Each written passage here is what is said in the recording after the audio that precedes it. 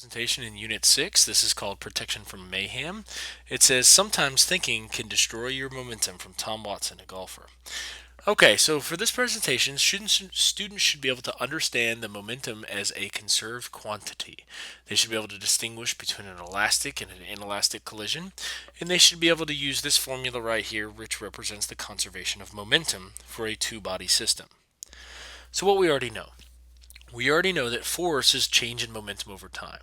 We already know that Newton originally wrote his laws in terms of momentum. He didn't write it as F equals ma.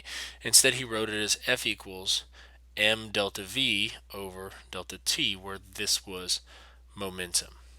We also know that Newton's third law says for every force there's an equal and opposite reaction force. So you can think of this force being exerted this way and having an equal and opposite on the other side. Now, what we learned in the lab. We learned that the momentum of car A equals the momentum of the cars when they're stuck together. So B, remember, initially had a momentum of 0, and then whatever momentum car A had, when they stuck together, it still had that number. So if this had a momentum of 10, together they had a momentum of 10. So we said that momentum is a conserved quantity. What a conserved quantity is it means that in a closed, isolated system, momentum is conserved. By closed and isolated system, we mean without friction. That's the basic key component of a closed, isolated system, means without friction. So momentum is conserved just like lots of other quantities that we've discussed. Energy's conserved. Momentum's conserved. We've talked about mass being conserved. All these things are conserved quantities. So how did the Explorer activity attempt to produce a closed, isolated system? Well, whenever we had this system right here, we tried to make this thing have as little friction as possible. We tried to use an air track if it was available.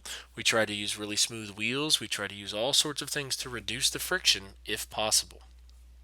Next, we have collisions. There are two basic types of collisions. There's an inelastic collision. An inelastic collision is one in which objects stick together. So whenever you have this car crash into this tree and it sticks together, that's considered to be an inelastic collision. Generally speaking, when you have an inelastic collision, you have separate bodies. Momentum of the first body, momentum of the second body, and then they stick together, representing the total momentum in a new body. In the elastic situation, you have momentum of the first, momentum of the second, but they bounce off each other, which means you still have two separate objects.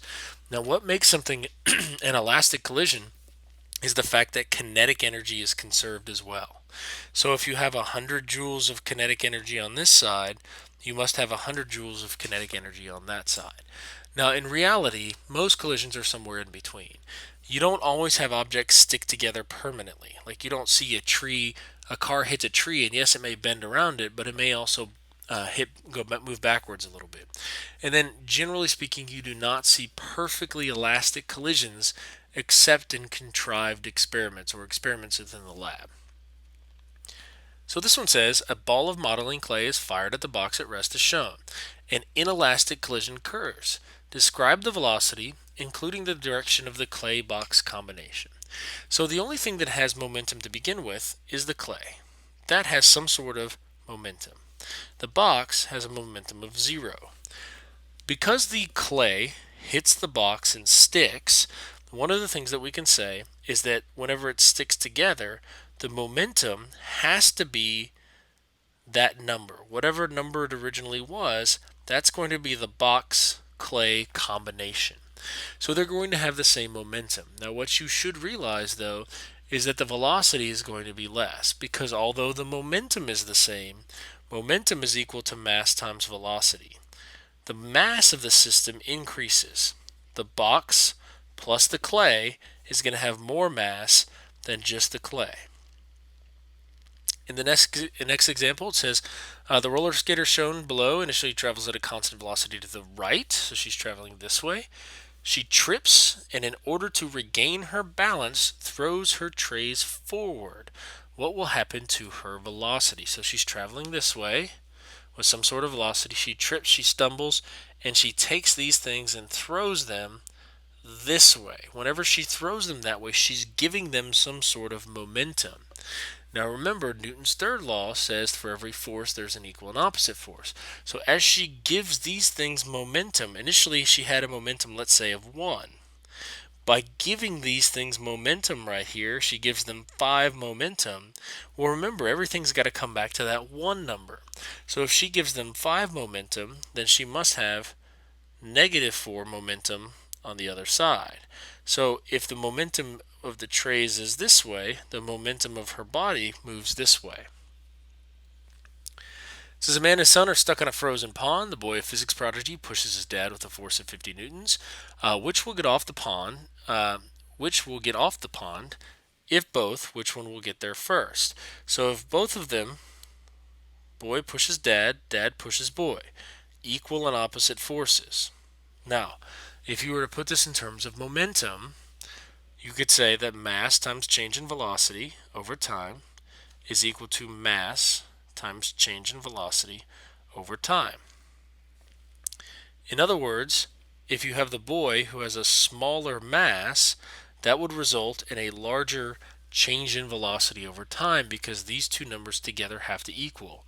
If you have a larger mass, that's going to result in a smaller change in velocity over time, which is then in turn going to result in the boy getting off first and the man getting off the ice, but not nearly as quickly as the boy. Mastery A4. It says the cue ball strikes the 8 ball, which is initially at rest, as indicated by the red arrow. The cue ball rebounds according to the blue arrow shown. Predict the motion of the 8 ball. Now this is one of the things where you talk about momentum as a vector. Momentum is a vector quantity, so its x's and its y's are completely separate. The momentum of the cue ball is represented by this red arrow right here. The momentum of the cue ball afterwards is down and to the left. So what you see, or excuse me, down and to the right. So what that means is that the total momentum of the blue arrow and then the 8 ball's movement have to add up to the red arrow. So to kind of put it this way, we can say the red arrow is the momentum. That has to equal the blue arrow plus some other whatever the 8 ball is going to do. We're going to make the 8 ball black. Now the only way to make it this arrow equal this arrow is you can make it go this way. Whenever it goes this way, that's the only way to cancel out the left and the right and still have some left over to go to the top. The easiest way to do this is something that's called head-to-tail addition. So what we can do is we can draw the initial arrow indicating the cue ball. Then what we can do is we can draw the blue arrow that represents the cue ball. There's our cue ball. To connect these things, to make them originally or equal to the original, we draw a connecting arrow. This right here would represent the momentum of the cue ball. Now realize that momentum can occur in the x or the y direction. Now one thing that you see here in the way that we do it is the momentum of the 8 ball in this x direction is canceled out by the momentum of the 8 ball in this direction. So those two terms cancel each other out, leaving just this y term, which is what we were expecting. So now we have an equation that's the conservation of momentum. The conservation of momentum is just saying the momentum of the first object initially plus the momentum of the second object initially equals the momentum of the first object initially plus finally plus the momentum of the second object finally. A lot of times I tend to leave off these initialies, and what I just do is I say before and then after, and they have to equal each other. So you see all these things, they're all mass and velocity. We've talked about mass and velocity before, so we don't really need to go over that in any more detail. So let's look at some examples. The first example we have is B1, and it says you have a 0.05 kilogram bullet fired at a 5 kilogram block of wood with a velocity of 100 meters per second. The wooden block is initially at rest. What is the velocity, including direction, of the bullet block combination?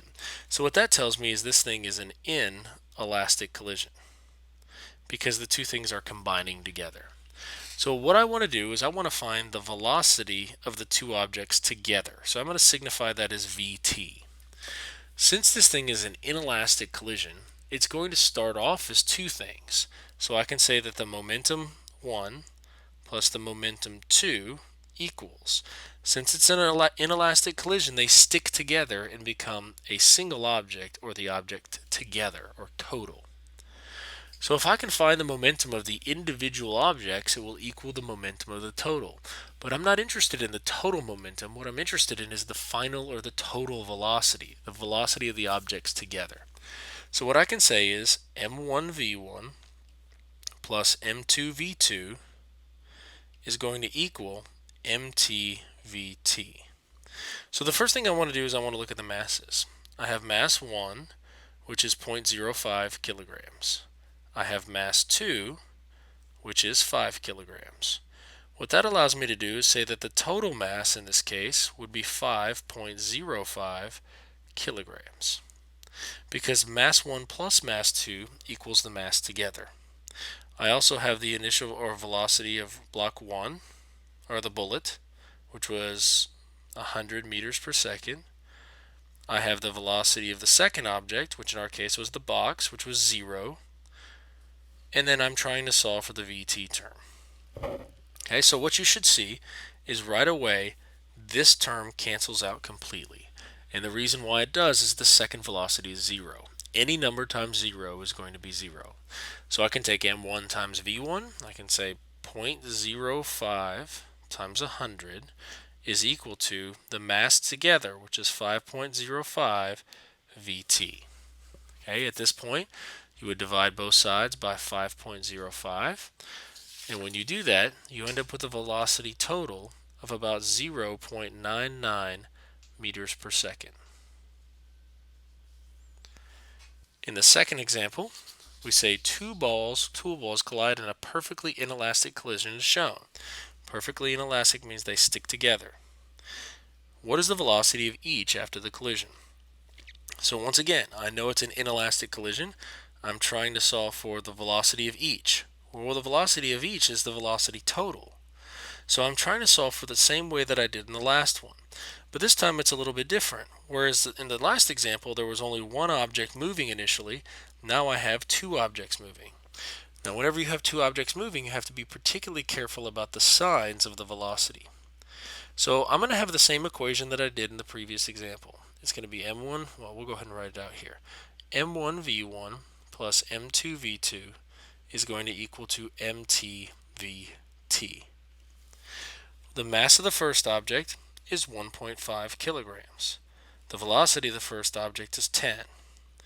The mass of the second object is 1 kilogram. The velocity of the second object I'm going to express as minus 20. The reason why it's minus 20 is it's to the left, where this one was to the right. So it's in the opposite direction, and since momentum is a vector, velocity is a vector, it needs a direction. The mass of the objects together, since they're sticking together, is going to be 2.5, and then we can solve for vt. Whenever you do this, you would say 1.5 times 10 is 15, minus 20, because you have plus and a minus, and then that equals 2.5 vt. You would divide both sides by 2.5 vt, and you would end up with a total velocity of minus 2 meters per second. So these two balls would collide, and they would continue moving in the direction of the 3 ball to the left. This last example is an explosion as opposed to a collision. It says a 5 kilogram rock initially at rest explodes, sending 2 fragments to the left, and 1 to the right as shown. What is the velocity of the fragment moving to the right? This is a little bit different example. So it's very similar to an inelastic collision. But what I have is, remember, the momentum before has to equal the momentum after. That's the basis behind the law of conservation of energy, of momentum. So what I can do is I can say before anything happens, I have a single object that's 5 kilograms. So in this case, before is going to be my PT. Afterwards, I'm going to have 3 objects, 1, 2, and 3. Now, remember velocity is a vector, so because of that, I'm going to go ahead and define these that move to the left as having negative velocities. If you wanted to, you could leave them positive, but then you would have to solve for the other one as being negative, and it's easier to say negative is to the left. So what I can say is I can say that the mass total, velocity total, equals mass 1, velocity 1, plus mass 2, velocity 2, plus mass 3, velocity 3. Now if you look, this entire term is going to cancel out to 0. The reason why is the rock is initially at rest. So I have 0 equals, the first fragment is 1.25 times negative 40. The second fragment is 0.75 at negative 100. The third fragment is a little bit trickier. I'm going to run out of room, so I'm going to put the plus here. It doesn't actually tell me what the mass of the third fragment is, but I do know that the entire rock was 5 kilograms. So if the entire rock was 5 kilograms, and these two fragments add up to 2, that means that this fragment must be 3 kilograms, because remember, mass is a conserved quantity. So I can say 3 times the velocity total. Now if you look right here, I have a variable in this term, and then I have just numbers in the other term. So I'm going to go ahead and move this one to the other side, and it's going to be minus 3 VT is going to equal to, I can multiply this out. Okay, whenever you multiply this out, you're going to end up something with like minus 50 and then minus 75. Okay, divide both sides by negative 3. And when you divide both sides by negative 3, you end up with something along the lines of a total velocity of about 41.7 meters per second.